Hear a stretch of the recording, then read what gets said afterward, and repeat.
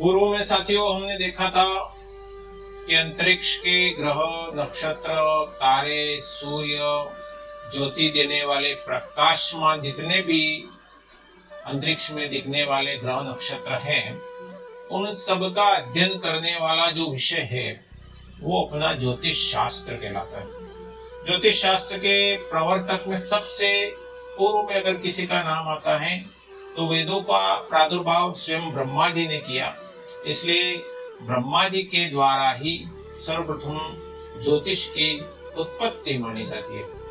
वेदों के चंग में ज्योतिष को वेदों का चक्षु कहा गया है। आंखें नहीं हो तो व्यक्ति कोई कार्य कर नहीं सकता, ऐसे ही वेदों की आंखें, हमारे पौराणिक शास्त्रों की आंखें ज्योतिष। ज्योतिष के संदर्भ में पौराणिक समय की अगर बात करें और चर्चा करें तो यह अनादिकाल से चला आ रहा है और उसमें अनादिकाल से वेद है, वेदों के साथ ही समानांतर ज्योतिष चलती गई।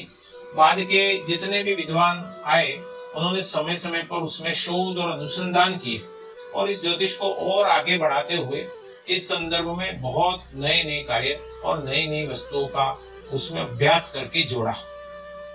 पौराणिक समय में अगर माने तो ज्योतिष के 18 आचार्यों को प्रमुख माना जाता है, जिनमें ब्रह्मा जी से लगाकर वापस पराशर मुनि तक अलग अलग ऋषियों ने इस पर कार्य किया। तो सबसे पहले ब्रह्मा जी ने शुरू किया।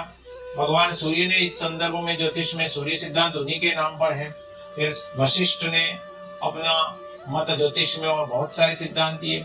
अत्रि ऋषि ने ज्योतिष पर बहुत कार्य किया और आगे चव्यन ऋषि ने भी किया, मनु ने किया, उलस्य ने किया, रोमश ने किया, मरीचि ने किया, अंगिरा ने इस संदर्भ में कार्य किया, व्यास मुनि ने भी इसे किया। नारद जी की नारद संहिता में बहुत सारा ज्योतिष आता है। शौनक ऋषि ने भी इसमें अपना योगदान दिया। भृगु ऋषि है, चव्यन है, यवन है, गर्ग है। गर्ग ऋषि ने गर्ग संहिता लिखी पूरी। उसके अलावा कश्यप और पराशर, ये प्राचीन जो ऋषि हैं, इन्होंने अपने अपने सिद्धांत अपने अपने समय के काल में काफी कुछ ज्योतिष के संदर्भ में बहुत सुंदर बातें हैं और आज भी उनका चलन है। आज भी उन सिद्धांतों और उन मान्यताओं को चलने के साथ ही ज्योतिष आगे बढ़ा है। तो पौराणिक समय से बहुत पुराने काल से ज्योतिष का अध्ययन हुआ।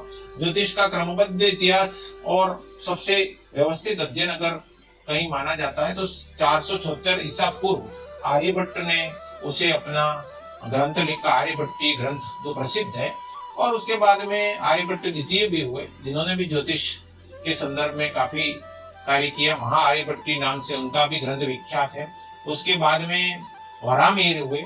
वराहमिहिर हुए वो ईसा से पूर्व 50 ईस्वी में हुए और वो अपने समय के धुरंधर ज्योतिषी थे। उनके द्वारा व्रत जातकम और बृहत संहिता, पंच सिद्धांतिका, लघु जातक, विवाह पटल, योग यात्रा आदि ग्रंथों की रचना की। तो इस तरह से ज्योतिष में क्रम आगे बढ़ता गया। आर्यभट्ट और वराहमिहिर के बाद में बहुत और प्रसिद्ध विद्वान और ज्योतिषी हुए। कल्याण वर्मा, जिनका 578 ईस्वी में जन्म हुआ था। ब्रह्मगुप्त हुए। उसके बाद में मुंजाल हुए, भट्टोत्पल हुए, चंद्रसेन हुए, श्रीपति हुए, श्रीधर हुए, भट्टोवसरी हुए, भोजराज हुए, ब्रह्मदेव हुए, भास्कराचार्य हुए, मल्लिकसेन हुए, राजादित्य हुए, बल्लाल सेन हुए, नरचंद्र उपाध्याय हुए, मकरचंद हुए, केशव हुए, गणेश हुए, नीलकंठ हुए, रामदेवज्ञ हुए, रंगनाथ आदि प्रसिद्ध देवज्ञ, उनके द्वारा लिखित ग्रंथ अभी भी उपलब्ध है। तो अर्वाचीन काल में ज्योतिष के कई सारे ज्योतिषाचार्यों में और भी कमलाकर, भट्ट, नित्यानंद और जगन्नाथ सम्राट, बापूदेव शास्त्री, नीलांबर झा, सम्राट चंद्रशेखर, सुधाकर द्विवेदी आदि की गणितीय गणनाएं और फलित के संदर्भ में बहुत अच्छे कार्य उन्होंने किए। तो इस प्रकार से ज्योतिष के संदर्भ में उसका इतिहास बहुत लंबा चौड़ा है। मैंने संक्षिप्त में बताने का प्रयास किया। वैसे पाश्चात्य दृष्टि से देखें तो ज्योतिष को दो भागों में ही बांटा है, गणित और फलित। तो उसमें एस्ट्रोनॉमी और एस्ट्रोलॉजी ये दो भाग कहे जाते हैं, परंतु हमारे भारतीय शास्त्रों में ऐसा नहीं है। इसमें सिद्धांत, संहिता, होरा, प्रश्न और मूर्त, इसको 5 भागों में बांटा है। और प्रत्येक बात का अपना अपना महत्व है। भारतीय ज्योतिष में बहुत सारी चीजें ऐसी भी मिलेगी जो व्यक्ति को बहुत सारी आशंकाएं दूर करती है, बहुत सारे अच्छे कार्यों में लाभ देती है और उसके संदर्भ में समझने में सरलता रहती है। तो हम उन विषयों को भी आगे लेंगे कि सिद्धांत क्या है, संहिता क्या है, होरा क्या है, प्रश्न क्या है, मुहूर्त क्या है।